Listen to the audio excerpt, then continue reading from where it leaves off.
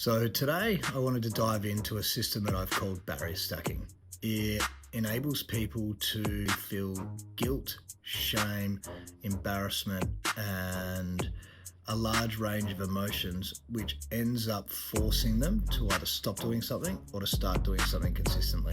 When it comes to drug addiction and aiding someone's recovery, I think it's a key method to nail that long-term sobriety. And if we get started with it, a great analogy for it is this. So imagine that you are a dam, so a giant thing of water.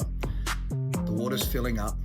Basically, as the water overflows, that is your tendency to want to use, to want to hide from your emotions, to want to escape, or whatever we want to call it.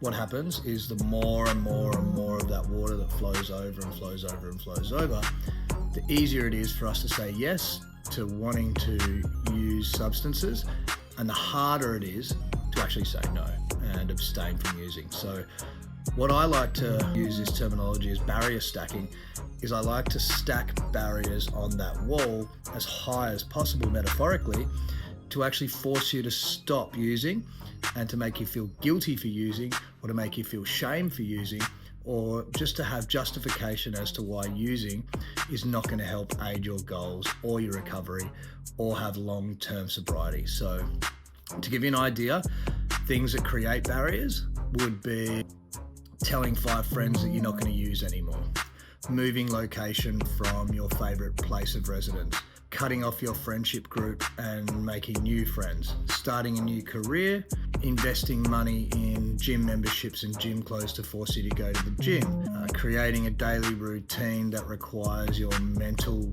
clarity, but also your physical energy, and the list goes on. All these activities, what they do is they create a barrier, and they make that dam wall so high that the water now cannot overflow. Obviously, the water being your weakness of choosing to want to use. So the higher that barrier is, no matter how much water fills up, it doesn't overflow, and therefore you don't end up using. I think this terminology is a great one to use, and I think it's a key element to a lot of people's long-term sobriety.